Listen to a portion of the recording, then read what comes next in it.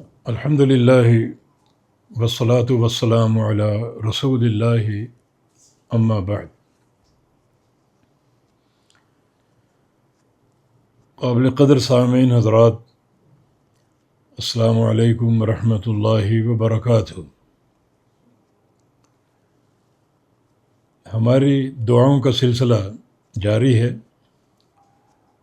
اور آج قرآن حکیم سے ایک دعا کا انتخاب سامنے آیا ہے،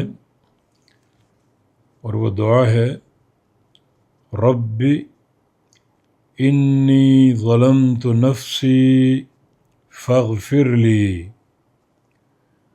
رب انی ظلمت نفسی فاغفر لی۔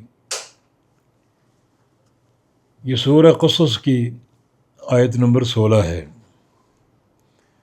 پہلے ترجمہ سن لیجئے۔ اے میرے رب، انی بے شک میں نے ظلمت ظلم کیا ہے نفسی اپنے آپ پر، اپنے نفس پر، فاغفر لی پس بخش دے مجھے۔ ربی اے میرے رب، انی بے شک میں نے ظلمت ظلم کیا ہے میں نے نفسی اپنے آپ پر، اپنے نفس پر، فاغفر لی پس بخش دے، معاف کر دے مجھے۔ یہ دعا سیدنا موسیٰ کلیم اللہ علیہ الصلاۃ والسلام کی ہے۔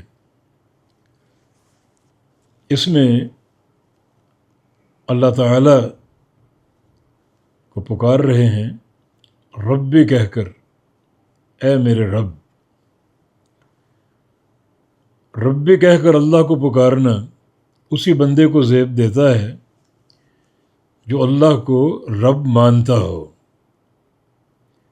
اللہ ہی میرا رب ہے، وہی میرا خالق ہے، وہی میرا مالک ہے، وہی میرا رازق ہے، وہی میرا مشکل کشا ہے، وہی میرا حاجت روا ہے، وہی میرا داتا ہے، وہی میری دستگیری کرنے والا ہے۔ اور اگر یہ نہیں مانتے فلاں داتا ہے، فلاں دستگیر ہے، فلاں مشکل کشا ہے، تو آپ نے اللہ کو رب نہیں مانا۔ پھر رب اور ربنا کہہ کر دعا مانگنا آپ کو زیب ہی نہیں دیتا۔ پہلے عقیدے کی اصلاح کرو، توحید کی اصلاح کرو۔ ربی اے میرے رب، یعنی اے میرے خالق، اے میرے مالک، اے میرے مربی، اے میرے رازق، اے میرے داتا، اے میرے مشکل کشا۔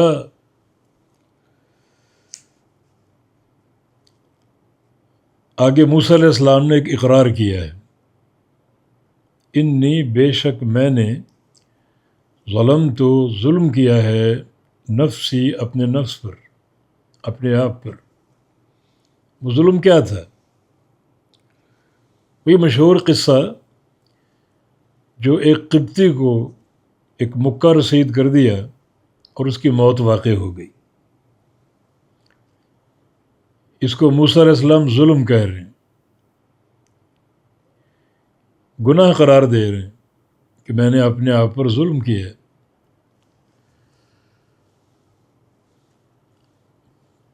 حالانکہ یہ گناہ تو ہے ہی نہیں۔ موسیٰ علیہ السلام نے جب اس قبطی کو مکہ مارا تھا تو وہ ظالم تھا، اس کے ظلم کو دور کرنا مقصود تھا، اور مقابلے میں جو بنی اسرائیلی تھا وہ مظلوم تھا، اس کی مدد کرنا مقصود تھا۔ یعنی ظلم کا ازالہ اور مظلوم کی نصرت۔ اور مکہ مارنا یہ عمدن قتل نہیں ہوتا، مکے سے کون مرتا ہے؟ مگر اللہ کی قضا آ گئی، اس کی موت واقع ہو گئی۔ یہ قتل عمد نہیں ہے، پھر بھی اس کو ظلم قرار دے رہے ہیں۔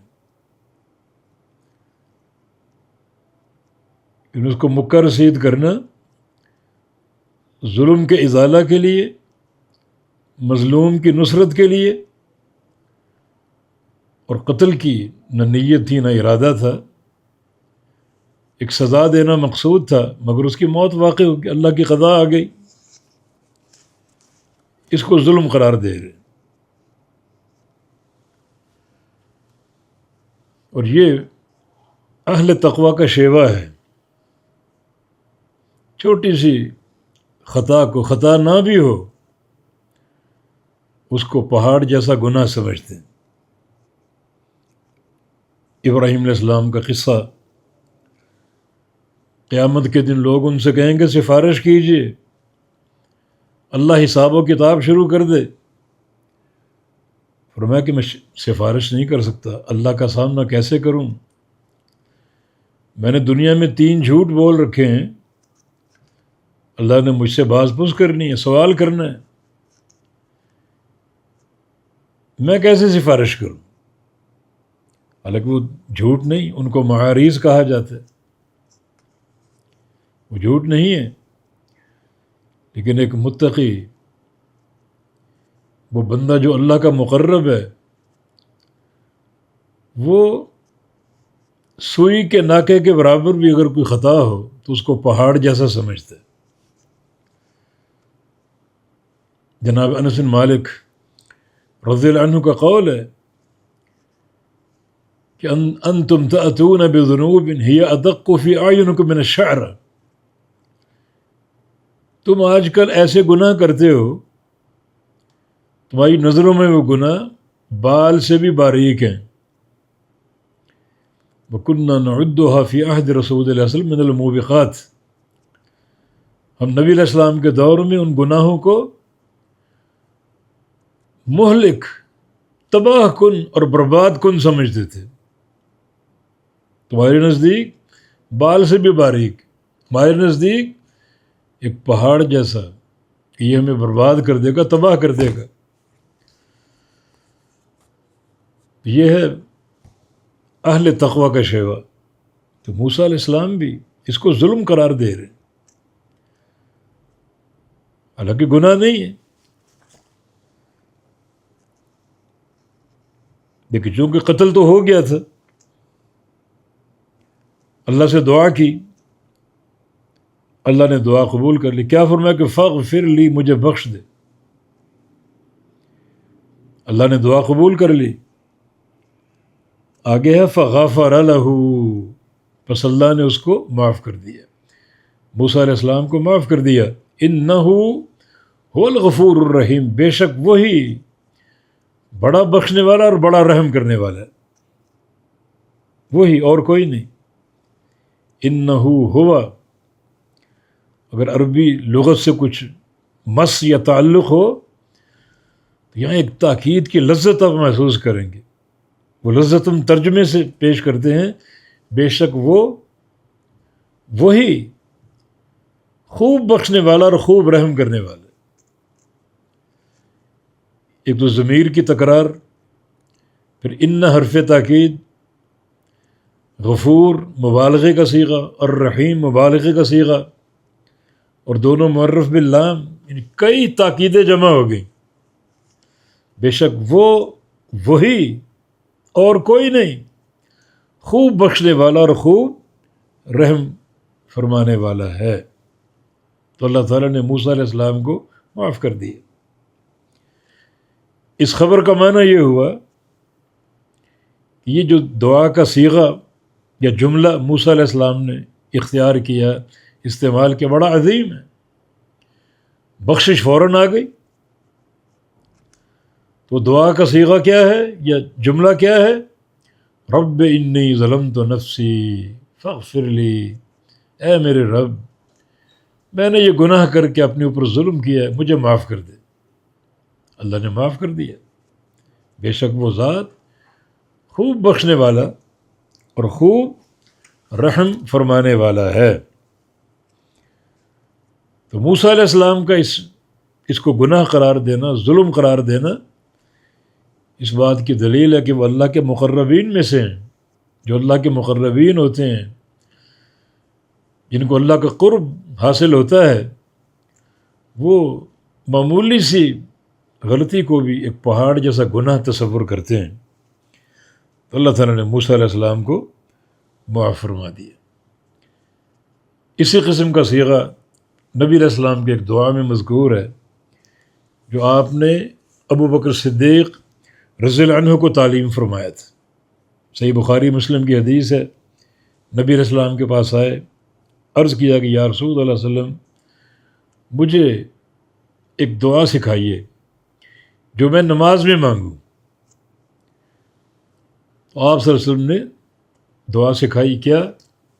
ابو بکر یہ دعا پڑھا کرو، اللہم انی ظلمت نفسی ظلما کثیرا ولا یغفر الذنوب الا انت فاغفر لی مغفرۃ من عندک وارحمنی انک انت الغفور الرحیم۔ یہاں بھی ظلم کا اقرار، گناہ کا اقرار، اے اللہ میں نے اپنے نفس پر ظلم کثیر کیا اور تیرے علاوہ کوئی گناہ کو بخشنے والا نہیں ہے، بس مجھے معاف فرما دے اپنی مغفرت سے، تو بڑا غفور الرحیم ہے۔ یہ بڑی عظیم دعا، دعائے ماثور، ابو بکر یہ نماز میں پڑھا کرو۔ چنانچہ وہ مستقل نماز میں پڑھتے تھے، ہمیں بھی یہ تعلیم، ہم بھی نماز میں پڑھا کریں۔ تو اس دعا میں جو چیز اللہ کی رضا کا باعث ہے وہ بندے کا اقرار کہ میں نے گناہ کر کے اپنے اوپر ظلم کیا۔ دوسرا اقرار، تیرے علاوہ گناہ کو معاف کرنے والا کوئی نہیں، تو مجھے معاف کر دے۔ بڑی عظیم دعا ہے یہ۔ یہی دعا موسیٰ علیہ السلام کی، رب انی ظلمت نفسی فاغفر لی، اے میرے رب میں نے اپنے نفس پر ظلم کیا ہے، مجھے معاف فرما دے۔ تو گناہ کا اقرار اور یہ عقیدہ اللہ ہی گناہ معاف کر سکتا اور کوئی نہیں،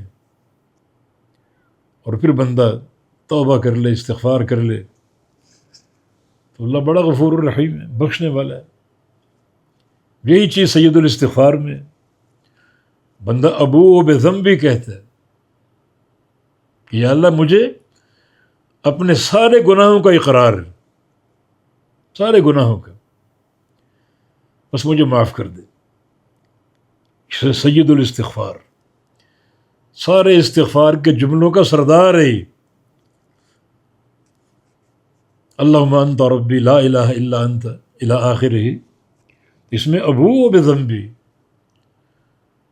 میں اپنی گناہوں کا اقرار کرتا ہوں، اور اس سے قبل ابو بنعمتک علیہ، میں اقرار کرتا ہوں تیری ساری نعمتوں کا، تو مجھے نعمتیں ہی نعمتیں دے رہا ہے اور میں گناہ ہی گناہ کر رہا ہوں، اقرار کر رہا ہوں، مجھے معاف کر دے، مجھے بخش دے۔